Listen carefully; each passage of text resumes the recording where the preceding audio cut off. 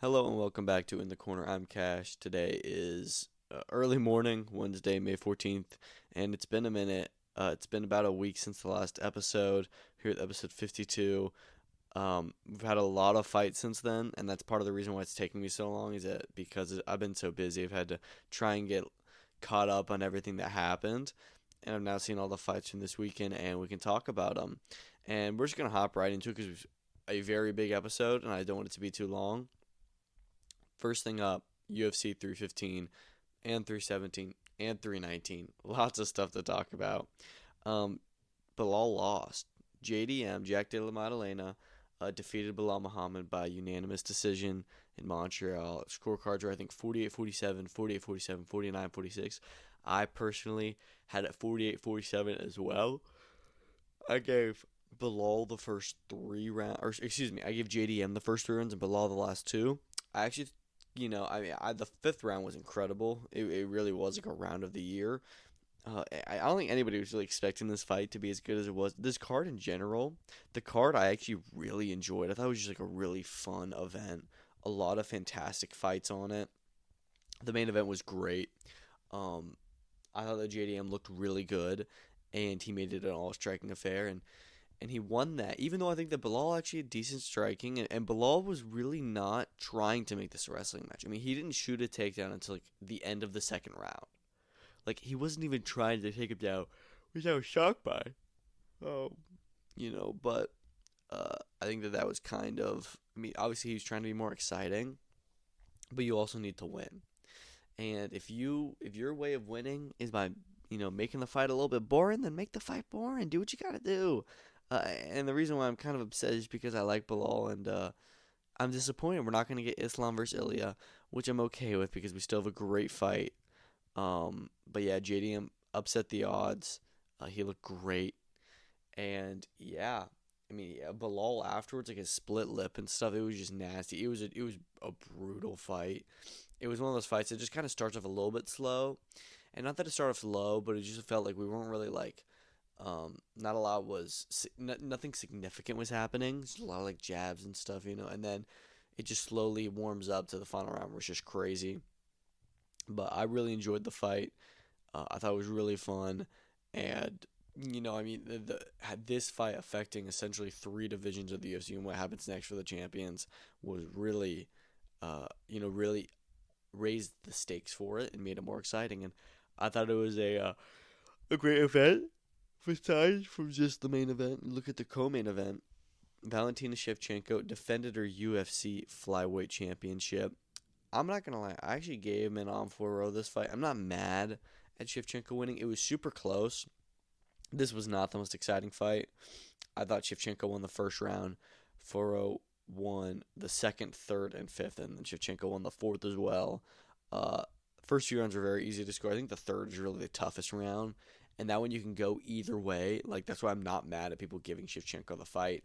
I thought that, I mean, every judge had her winning 48-47, so it was a close fight. I just thought that Furo actually won more rounds, which I was surprised to see. But yeah, I'm not mad at Shevchenko winning it all. And listen, it's very simple. What comes next? Shevchenko versus Zhang Weili for the flyweight championship is such a good fight, man. That is the biggest fight in women's MMA. That is the best fight in women's MMA, and that's the one I want to see next. So book it, please. And Furo looked really good. She'll fight for another title, I'm sure, at some point. She looked great. Speaking of the flyweight division, Natalia Silva dominated Alexa Grasso. She could be next in line for the belt, really. Grasso was number one, and Silva was like number 4 or 5, I think. And so she may have taken her position, but she won every round. It was great. The Jose Aldo fight was really tough to see. He totally won that fight. Like, I don't think there's anybody who thinks that Zahabi won that. Aldo looked fantastic in the first two rounds. Third round, he lost the third round, even though it was still like close. It was just crazy round, but I would give Zahabi the third. It was just like, man, Aldo retires after, and that's how he ends his career, off of two robberies, when he had such a fantastic career. Excuse me, sorry. He had such a fantastic career, and then loses two robberies to guys he totally should have beaten. Two guys he totally did beat. So I don't know. I find that really upsetting for him. UFC needs to fix their judges just because stuff like that. It just sucks, man. Benoit Saint Denis looked very good. Second round submission. Michael Malott had a second round knockout. It was crazy. Jasmine Jazadavicius, first round submission. Just like some really, really cool finishes. Beksat Almakan had a great one. Marc Andre Barriol. The Daniel Santos fight was really fun. Yeah, man, it was just a really fun card. I thought there was a lot of cool stuff and some great fights and great finishes. It was a really good one, which I wasn't expecting it to be. That's good. Now we're going to talk about what's next. Come the new welterweight champion, Islam Makhachev is now going to move up and face him. He's vacated the title. He's no longer lightweight champion. He wants to move up to welterweight. He didn't want to fight Belal because they're buds, but it's no longer Belal. There's nothing holding him back, so he's going back. He's now going to make his welterweight debut and challenge Jack Della Maddalena for the belt. We don't know when that's going to be. That's probably going to be in a few months. Now, what's going to happen at June 28th, International Fight Week, UFC 317, Ilia Topuria will fight Charles Oliveira for the vacant 155-pound championship. We already knew that this was going to be the case, whichever scenario happened, that Ilia would fight for the title, and we knew that, okay, if JDM wins, it's Ilia versus Charles, and it is, and I'm excited. I am a little bit upset just because I'm like, man, I really want to see Ilia versus Islam, but I'm not mad at this fight. It's still a tremendous fight. This is still Ilia taking on another legend, an absolute legend, for the lightweight title. This is a fantastic fight. This is definitely good enough for me for an International Fight Week headliner. They definitely took their time with announcing it. I'm really surprised they actually waited until after 315, but here we are. And yeah, co-main event's going to be Kai Kara-France challenging Alexandre Pantoja for the flyweight championship. That's a really good doubleheader. I'm very, very excited for this fight. I think it's going to be crazy. It does hurt just because Ilia versus Islam would be something else, and we're probably never going to see it now, but who knows? Who knows? But yeah, I'm really excited. The rest of that card was also announced, at least the bigger fights. Paulo Costa versus Roman Kopylov. I'm hoping that fight's not as high on the card as it looks like it is right now. That is a top 15 middleweight matchup, and it should be good, but I don't know about that one. Benil Darius versus Renato Moicano. I feel bad for Darius because this fight was meant to happen in January, and then obviously Arman had to pull out of the main event versus Islam, so Moicano got moved up, and they didn't do anything with Darius. I hope he at least got paid because he had a full fight camp, and then the day before it got pulled from him. They didn't give him any replacement fight. Now he's in the same fight like 6 months later, but yeah, I'm really excited for that one. Jonata Diaz versus Justin Tafa at heavyweight should be fun. Brandon Royval versus Manel Kape. That may be a number one contender fight. That one's really exciting. Jack Hermanson versus Gregor Rodriguez, and then Vivian Araujo versus Tracy Cortez, which is a top 10 flyweight bout. Yeah, so decent card. I don't know if this is like the biggest card ever for International Fight Week, but there's some decent fights on here. And yeah, man, I'm really excited to see Ilia versus Charles and Pantoja, KKF. Yeah, it should be a good one. We also got the announcement of UFC 319, which I was not expecting. Dricus du Plessis is going to defend his middleweight title against Khamzat Chimaev. We knew that this fight was going to be headlining 317 at one point. DDP got injured. The injury was not that bad. It's now going to be at Chicago on August 16th. So that's really all exciting. I think everyone is excited for this fight. Khamzat finally gets his title fight against DDP at middleweight. It's going to be, oh man, I'm just thinking about it. That I cannot wait to see. It's just going to be wild. It's just going to be wild. And, I'm happy. We're getting it a lot sooner than I thought we were going to. I thought that Pereira Ankalaev 2 was going to be in August. That's no longer there. It sounds like that could be happening in Abu Dhabi in October, which I'd be fine with. So the UFC is going on a crazy run these next events. You got Merab versus Sugarshan 2, Ilia versus Charles, Max versus Dustin, and then DDP versus Khamzat. It's just crazy. And then after that, you get UFC 320 Guadalajara, which we don't really know what that's going to be yet. I think it could be Volk versus maybe Evloev or Yair Rodriguez. Could be Islam versus JDM maybe. I'm not really sure. It's an interesting one, but I'm excited to see what the future holds for all the fights going down over the next few months. And yeah, I'm really excited. I think these are some really awesome bangers that Dana White has just announced. And yeah, it should be a good one. Let's move on to some other fights this weekend. Emanuel Navarrete and Charly Suarez was crazy. First of all, it was a really fun fight to watch. A lot better than I was expecting. Charly Suarez was much more competitive, and oh my controversy. So Charly Suarez gets it was really hard to see, but essentially he lands a punch. They kind of get into a little scuffle with the heads, and Navarrete's cut, and it's ruled a headbutt that causes the unintentional headbutt. Therefore, if later on when the fight was stopped on a quarter of the cut because the cut was big, which I think the fight should have been stopped by the cut, then it would not become a TKO. It would prompt them to go to the scorecards early.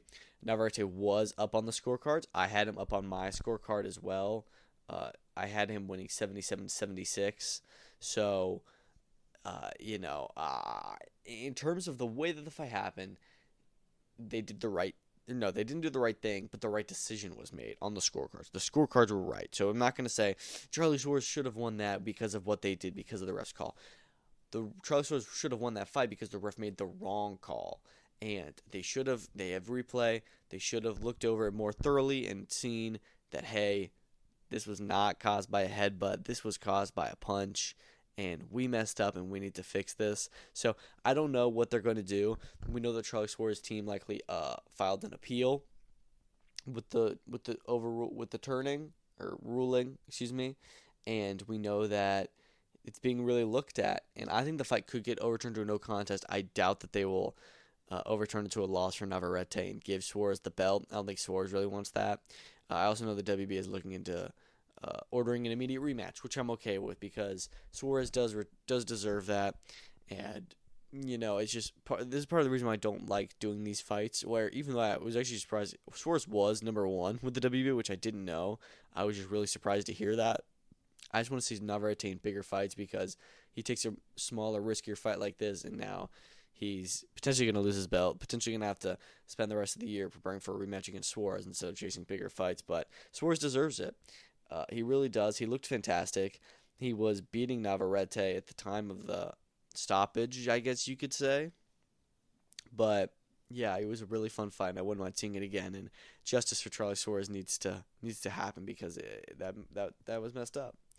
Rimman Murataya looked absolutely sensational. I was so impressed with him. I always knew he was good, but man, he kind of dominated this fight. He never went too crazy. He never pushed for any kind of stoppage. He was just very smart and calculative. I had him winning 118-110. You could honestly have it wider than that. Zaur Abdullayev just couldn't really get anything of substance going.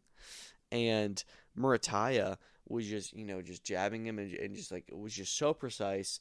Again, he wasn't going for any big power shots. Was just so comfortable in there, so calm, and I was so impressed with him.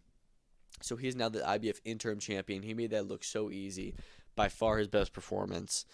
And yeah, he is now mandatory for Vasyl Lomachenko.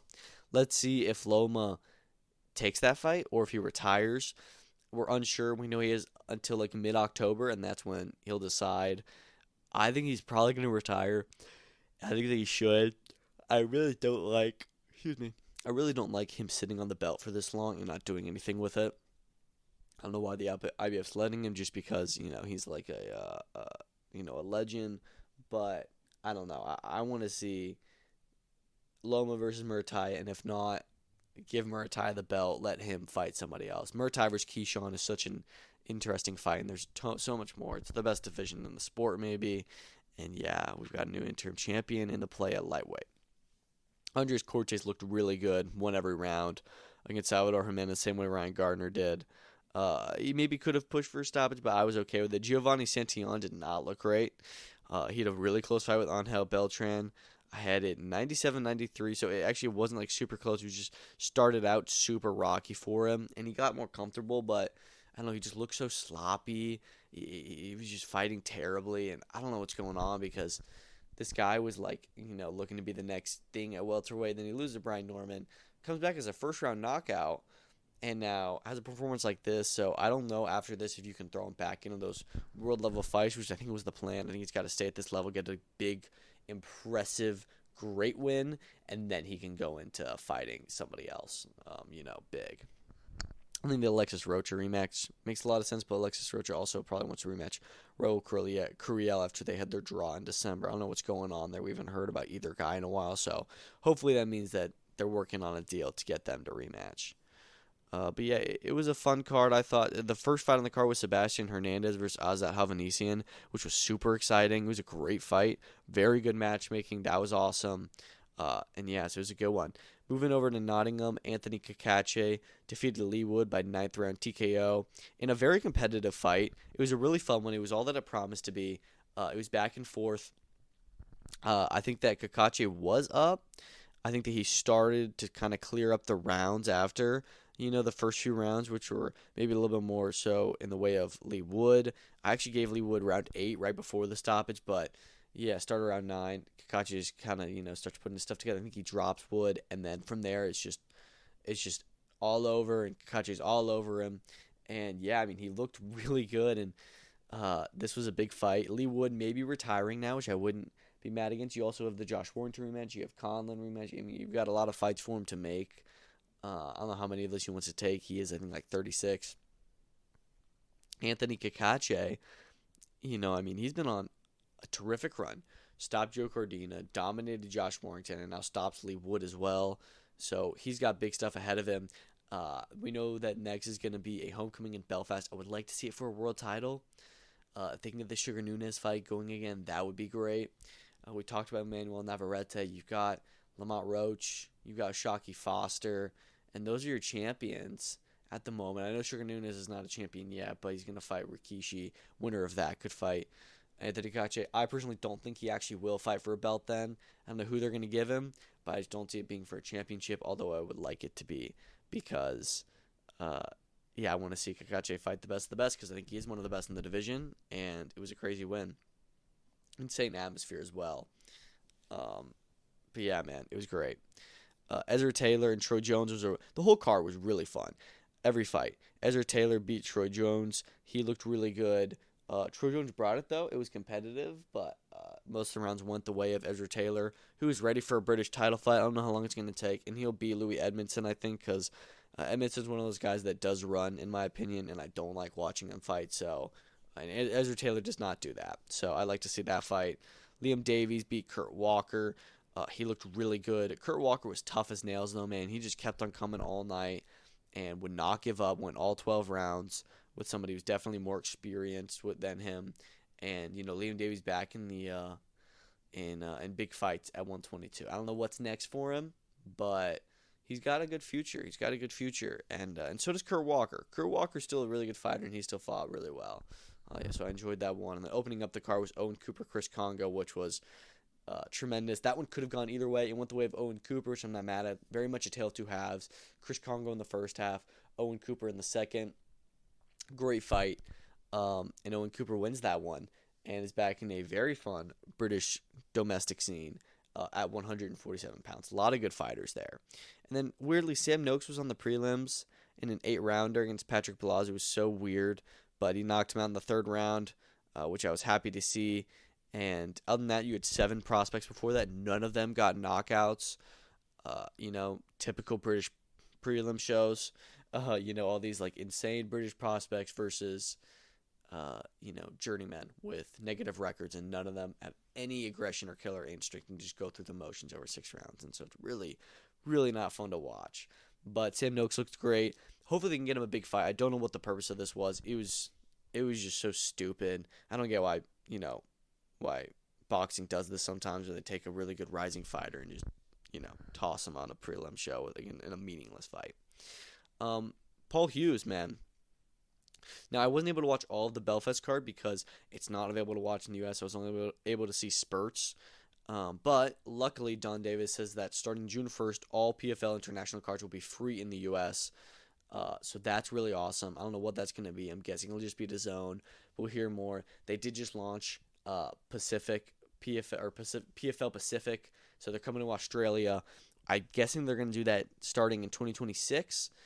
We did see their like kind of dates for the rest of the tournaments for their MENA, for their Africa, and for their Europe divisions. So it's looking like a lot of fun. But Paul Hughes came back in very stunning fashion, finished Bruno Miranda in like 40 seconds or something, just an immediate first round TKO. It was tremendous. That's exactly the way he needs to come back and just show how much of a world level superstar he is. Because the Usman Nurmagomedov fight, I thought Usman was going to win, and Paul Hughes made it very competitive. He could have won that fight, and it felt weird that they weren't going to do the rematch immediately. And he shows tonight we should have done that rematch immediately, because he's like, look, man, nobody's beating me. Nobody is beating me.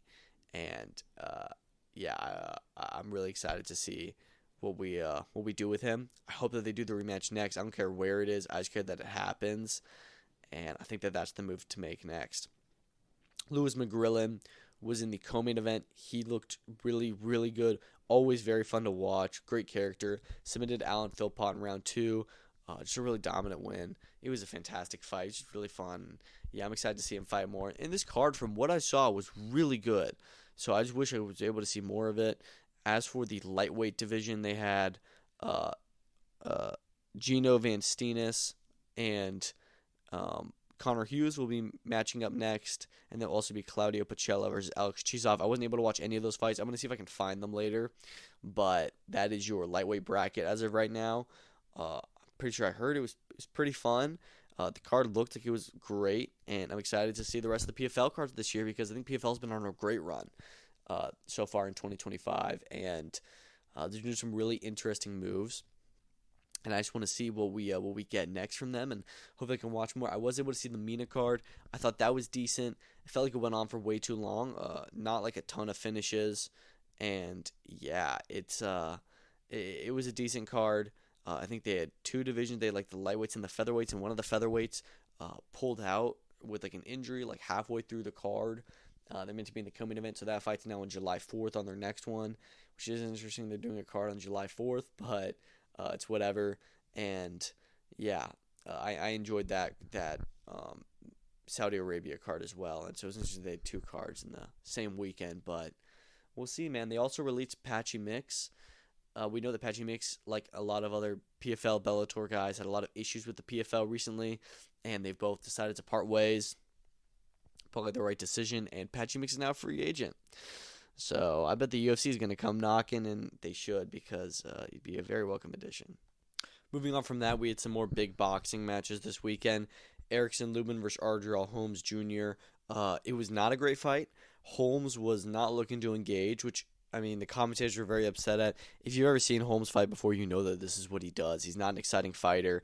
I actually thought that he was winning a good amount of the rounds, but Lubin was just coming forward more, and Holmes just wasn't throwing nearly enough. He literally landed 1 punch in the first round, which is horrendous. I think it was both like round 1 and 4. He landed 1 single jab.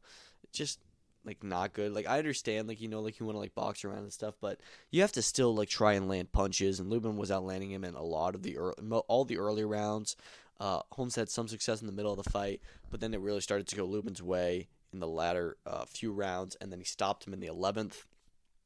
Accumulation and stuff, and dropped Holmes. And then the time of the stoppage was a little bit weird, just because Holmes didn't look like he was too hurt in that moment, but he wasn't throwing back, and he just got knocked down. So it was a fair stoppage. And yeah, Erickson Lubin is now your mandatory challenger for the IBF Super Welterweight Championship of the World. Him versus Bakram Murtazaliev should be a fun fight. Should be like an all-out war. I think Murtazaliev wins that one for sure, but I'm excited to see it. And then also on that card, you had Nicolas Flaz, who looked sensational yet again. Such a good fighter. Oh my gosh. He won by 4th round stoppage over Alan Sanchez, just dominated him. He needs to be in a world title eliminator soon. I know that he's supposed to be in one against Maestre. Hopefully they can get that going back again, because I want to see him in a really good fight, because he's tremendous. Darrell Valsaint had a good win as well, dominated Rodolfo Orozco, and then stopped him after the 8th round. An interesting one, because he never had him hurt at all. He was just honestly kind of dominating the fight on the scorecards, and I kind of liked that decision by the corner to say, yeah, I know we're done here, because you know you're not going to win. it wasn't like Orozco was, barely breathing and stuff, but he was getting beat up in there, not badly, not physically badly, but just had no success. And so it's like, why are we doing this? You had Nazareno Romero versus Maeli Flores Rosquero, which was a tremendous world title fight, 122 pounds for the WBA strap. Rosquero won that one. I'm not mad at it. I had it a draw. I think a lot of rounds were close. Rosquero was very much just coming at her like wild the whole fight, and it made it really fun. And Romero did not back down. I thought it was a great fight. I'd honestly like to see it run back again. They were both very, very respectful to each other afterwards and, excited. And it was a great fight. It was a really, really awesome fight. And then you also had Najee Lopez on this card, who got himself another second-round knockout. He's a really, really fun fighter. And, another one of these guys on Pro Box is just one of my favorites to watch. And excited to see what he does at 175. And, yeah, it was a really fun event. It was a really, really fun event. I enjoyed it. A lot of fights. They had 10 fights, and all of them were 8 rounds or more, or at least scheduled to be. So I don't think that we need that many fights. Excuse me. I don't think we need that many fights in the future, just because the YouTube stream was like 7.5 hours long, which is crazy. But, it was a good event. Over in Japan, you had Puma Martinez versus Kazuto Ioka 2. In this one, Puma Martinez won a close fight, I thought.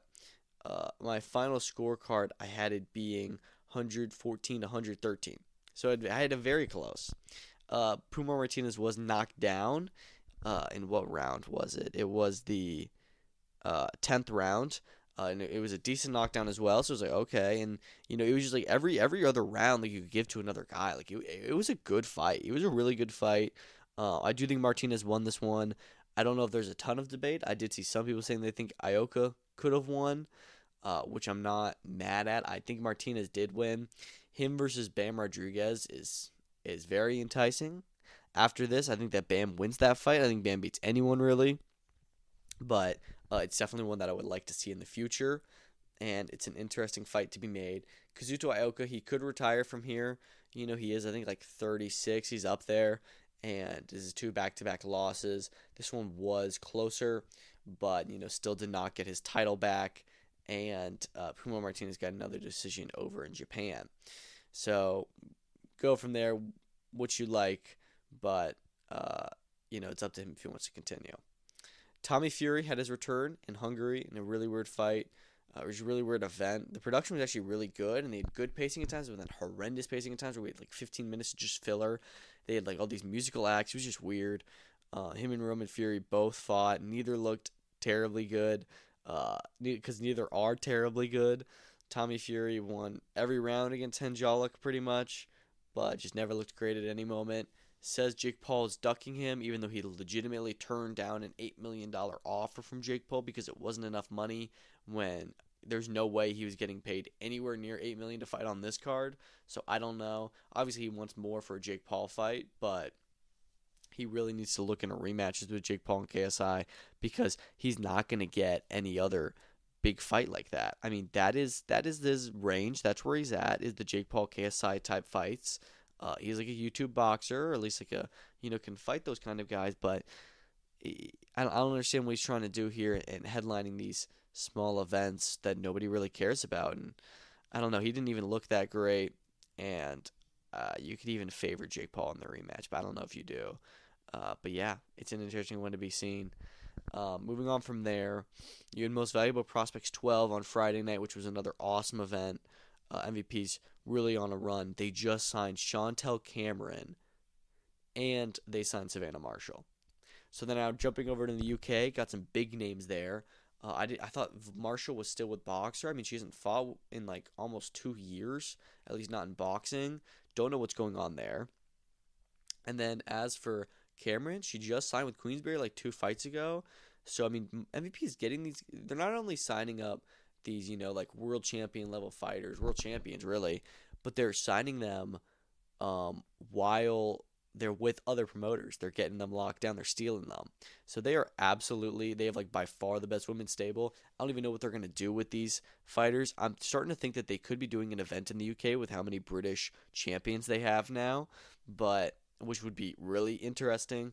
But yeah, no, I mean, because even just like they've signed so many people since the Taylor Serrano 3 card fully announced that could have gone on that card, and now we're like, okay, well, who go like what are they gonna do with them? They have another big card. It's just, man, they're really doing some big stuff. Anyways, they had a great event on Friday night. Denir the Fear Pero returned. He's one of my favorite upcoming heavyweights, and it was a crazy one. Fight was very competitive with Cesar Navarro. He got dropped big time twice in the third round, and I thought, this is it. He's done. He's not getting up, or even if he gets up, the ref's gonna stop it. And the ref didn't call it. Pero made it through the end of the round, and I genuinely did not think he was going to make it out of that round at all. He was so hurt. And then he wins every round for the rest of the fight from that on point. He doesn't stop Navarro, who should be fighting at cruiserweight. He fought well, but he should be at cruiserweight. They said he bounced around. He was at 147 at one point, then he became 216, which is what he weighed on Friday. Then he went down to 175 and then back up to heavyweight. Just so weird. But Pero is a big heavyweight, and so this definitely was a mismatch fight in terms of size. I don't think Navarro should be a heavyweight. I think he should be a cruiserweight, maybe even light heavyweight, but probably cruiserweight. As for Pero, definitely keep him at this level, because we've now seen he's got a chin. Well, he doesn't have a chin, maybe, but he has a really good heart, insane recovery to come back from those knockdowns, which did not look like they were able to be recovered from, and yet he did it. And yeah, from that point on, we'll see what they do with this guy. But it was a really fun fight. It was a great fight. Corey Marksman looked spectacular on that card as well. Who else? You had Nat Dove and Naeli Rodriguez coming to a draw, which was interesting. And yeah, I really enjoyed the entire event. Pero is still one of my favorite heavyweight fighters right now, at least on the prospect side of things. And I'm very interested to see what they do next with him. And he had his first real test. And he almost lost, but he didn't. OTX 13, Andreas Katsarakis stopped Roberto Cruz in the 7th round. Really good fight. I actually gave Cruz the first 2 rounds, but from that point on, it was mostly Katz's way. He just got his groove back, and started to put his stuff together and upped his aggression, and he's always fun to watch. And then just stopped Cruz in the 7th round just because he was just too much. He was just too much, and he stopped him. Super fun fighter to watch, and yeah, I enjoyed that card. Not a lot of insane fights on the card. Giovanni Marquez looked good. I'd like to see him in with Kurt Scooby next. That's the fight they need to make. They face them off after, and I think it is finally going to happen because it's a really interesting fight between 2 upcoming lightweight prospects, or maybe they're super lightweight now. I'm not sure. Nathan Lugo looked good again as well. Oscar Perez really impressed me. Brain Gorham looked good. It was a fun event. It was a fun event in Houston. And yeah, I always enjoy the OTX cards. And then lastly, you had BKFC 74, which Josh Dyer stopped Mike Richmond for the BKFC Light Heavyweight Championship, I believe, in the 4th round. He had a big knockdown in the 2nd. And then, Richmond had these huge hematoma, started bleeding a ton from his head. Saw somebody on Twitter say his head exploded. It was pretty funny, but it was crazy. It was the right call, and Josh Dyer's your new champion. Yeah, it sucks for Richmond because you never want to see a fight stopped on cuts, but it happened, and Dyer's the new champion, and rightfully so. It was a fantastic event. You had so many great fights in that card. You had like 5 first or second round stoppages in a row. Zach Partridge had I think a 10-second knockout or something. Daniel Gardner had an insane knockout. Mike Jones as well had a crazy one. Ben Moa had a great one in the 2nd round. Bobby Brown just didn't want to be in there with him. Some just really, really amazing fights. Trevor Bradshaw versus Jim Polgar started off the show, and it was crazy. They had 7 or 8 knockdowns between them, and then in the 2nd round, they both got dropped twice. It was just nuts. It was just a crazy event. A lot of really fun fights, and yeah, BKFC is always a joy to watch. But that's all the events this weekend. We're already been talking about them for a while. There were so many. I think there was 12 cards in total.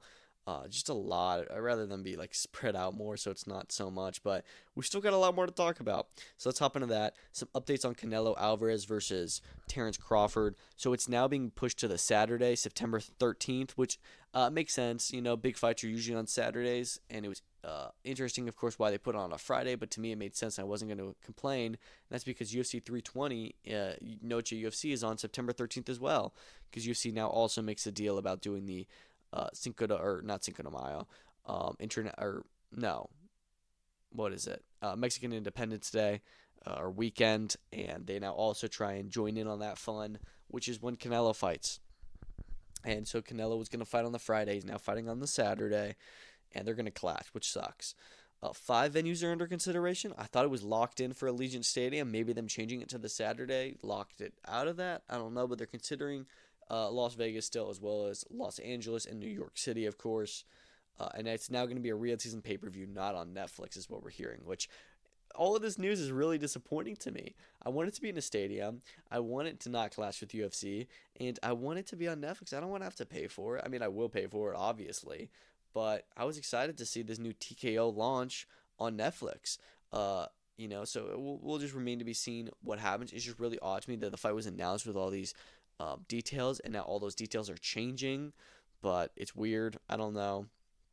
You had the TKO COO, Mark Shapiro, talk about it. Said it will not be called TKO Boxing, which, I'm fine with. It probably shouldn't. It doesn't really make a lot of sense with the whole company being called TKO. They're going to have an average of 12 cards a year, and from anywhere from 1 to 4 super fights will be happening.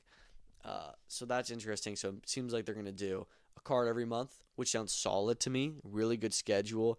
And, every few months they'll do a pay-per-view, pretty much, or a pay-per-view level event where you're going to have a huge fight. So essentially it sounds like the PBC model at the moment, just a bit more organized, but that's pretty much what PBC does, or at least tries to do. But yeah, so that's interesting, and hope that we can just kind of get to Canelo Crawford, and I hope nothing goes wrong, because I need to see that fight so bad, and that's probably the biggest fight this year. Excuse me. Top Rank will be on 3 different networks, Bob Arum says, both streaming and free to air. We know they were trying to do this.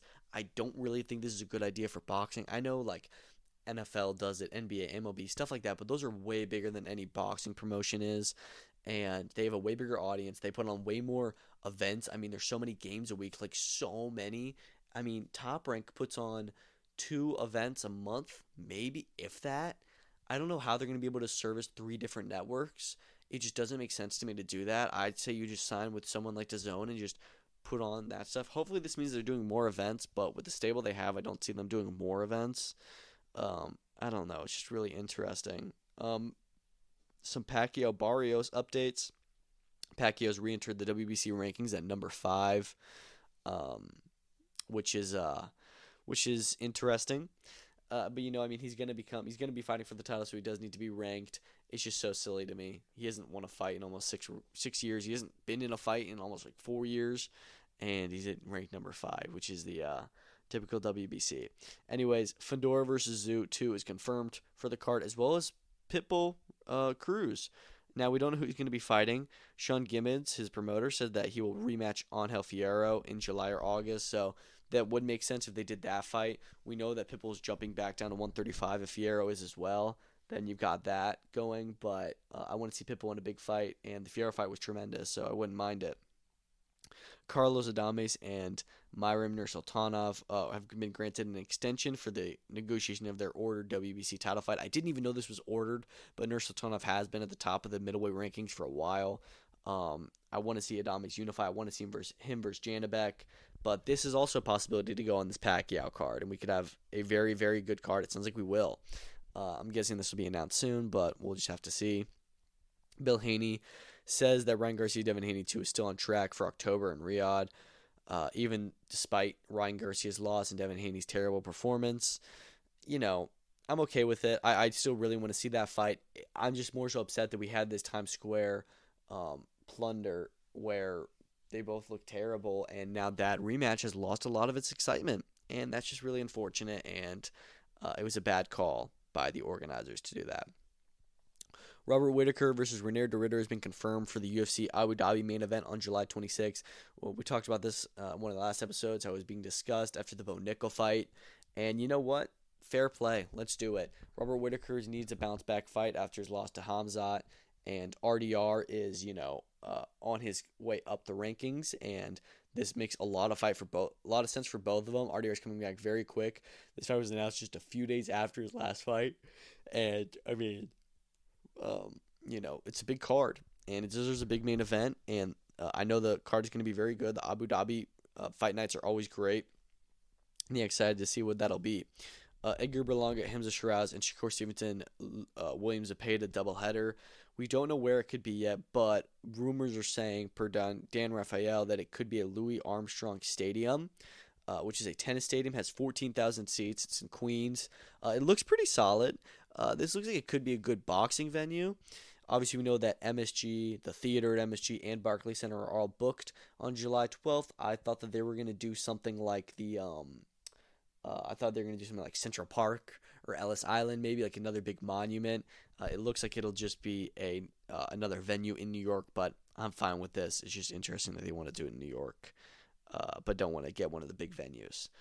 Boxing has stayed away from MSG besides from the upcoming Taylor Serrano fight. It's really weird. But anyways, moving on from that, Alexander Usyk wants a Fury trilogy at Old Trafford in Manchester. It's obviously Fury's team, but I don't know why. I don't know if he's just saying that just to kind of mess with Fury. But Fury's retired. Usyk's beaten him twice. There's no need for that trilogy besides Usyk just winning a big payday, which he can get otherwise. So I don't really know why he's saying he wants that. Besides saying, "Oh yeah, I'll do it." It's weird to me, but it is what it is. And nothing will happen because of it. I just thought it was really interesting he said that. This is just funny. John Jones versus Nate Diaz coaching in a Russian MMA reality show. So this is essentially Tough, but like a spin-off or knockoff version of it. That should be really interesting. That's a fun idea. It's a fun matchup. Doing John Jones and Nate Diaz is just an interesting one to do. But we'll see who they do. If there's anything funny from it, and how long it'll be on. I just hope that John Jones gets his butt in training for a Tom Aspinall fight if he needs 6 months. But maybe this is why he's saying he needs 6 months. He has this project he's got to do. Moving on from there, the WBO has just confirmed that Xander Zayas and Jorge Garcia Perez have reached a deal for the WBO junior middleweight championship of the world, the vacant title after Sebastian Fundora vacated it. It is a tremendous fight, and yeah, we're here in the Top Rank and Golden Boy, which I guess presents Garcia now, as well as Zanfer have all reached a deal to put this fight on. I'm guessing it's going to be in a Top Rank card. I honestly think that'll probably be announced pretty shortly, or at least we'll have news of it. The fight has been agreed. We don't know if they've decided on logistics, like a date and a venue yet. I'd be shocked if this doesn't end up at the theater on a Top Rank card, as that's where Xander Zayas fights almost every time. But yeah, I can't wait for this one. It's going to be great.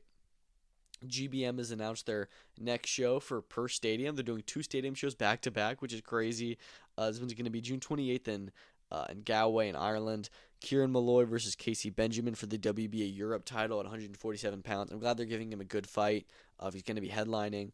You're also going to have, hopefully, Shakan Pitters versus Brad Rea for the EBU European Light Heavyweight Championship. They've been trying to do something like that for a long time.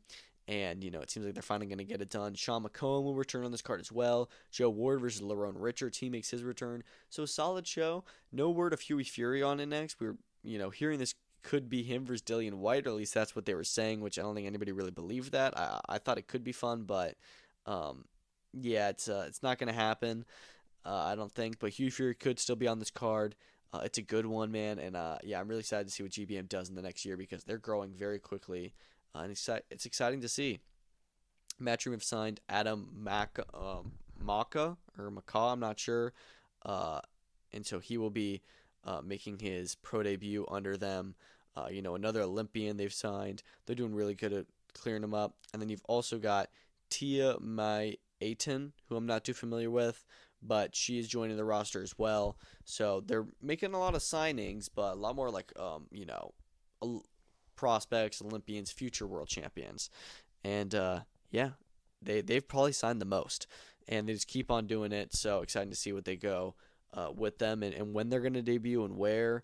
Because I feel like they've got so many and we haven't heard about when we're going to see them fight first. So that remains to be seen. Andrei Arlovsky versus Geronimo Dos Santos will be on June 21st at BKFC 76 in Texas. So BKFC made another big signing in Arlovsky. That should be fun. This card on the 21st sounds like it's going to be really big for them. A lot of good fights on it, so I'm excited. And yeah, BKFC's just been on a really interesting and fun run these past few months, and excited to see where they keep going. And I want to see him keep on getting bigger. I want to see Mike Perry return. I don't know what's going on there. Josh Dyer called him out, said that Mike Perry actually DM'd him and said to fight. Um, so I don't know what's going on there, if there's some business issues, but we need to see him back in the ring for sure. Golden Boy and PBC are working together. Oscar De La Hoya tweeted just saying big things coming or something along those lines. Saying like Golden Boy X PBC. PBC is also working with Top Rank. I'm guessing this just means like they put a fight together. It's likely Virgil Ortiz versus maybe Jermall or Jermall Charlo, or no, who's I always get them confused, but the Charlo that's at 154, not the one at 160 that's fighting or 168 now. I believe Jermall is at 168 and Jermell is at 154, but I could be wrong. But yeah, maybe that fight's happening. We know that was a possibility. Maybe it's Virgil versus Keith Thurman. Maybe it's some other fight I'm not thinking of. But it's just exciting to see that PBC is working with the other promoters outside of Turkey. I know they still work with him a little bit, but it's just good to see that promoters are working together, not just under these big out-season cards, and are still doing their part to make boxing great and function the best way it can. And yeah, that's pretty much it. I do know that right now Sam Goodman they're having the Sam Goodman card. He is fighting Cesar Vaca in a world title eliminator. They don't say what world title it's eliminating for. I think that Sam Goodman's still number one with like the IBF and the WBO. So that fight is going on probably right now. And apparently they had a very good heavyweight fight, they're saying, between Steven Evok and Tois Vusitu. They're saying it's a fight of the year contender, so you'll have to check that out. Obviously, No Limit cards don't really stream in the U.S., which is unfortunate. Harry Garside makes his return versus Charlie Bell as well, so we'll talk about that on the next episode, how it went. Sam Goodman's an interesting one. This card is like no attention to it. Nobody's talked about it. I don't really care about it even. I want to see Sam Goodman in big fights, and I wanted to see him versus Inoue. I don't think he's going to get the Inoue fight anymore, but once Inoue moves up to featherweight, all those titles go vacant. Maybe we see him fight someone interesting for a belt then. But yeah, that's all I've got. Probably going to do another episode tomorrow, but later in the day, where we'll talk about the Jake Paul, Julio Cesar Chavez Jr., and Zurdo Ramirez Jr. El Dortico's press conference that happens later today, as well as preview the weekend's action. Johnny Fisher, Dave Allen, too. Sergey Boacek returns. You've got a really fun Misfits event. We'll talk about whatever happens with Sam Goodman.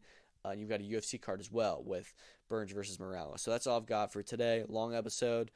Really interesting stuff with the UFC, and a lot of crazy stuff happened this weekend. But thank you for listening, and peace out. Until next time.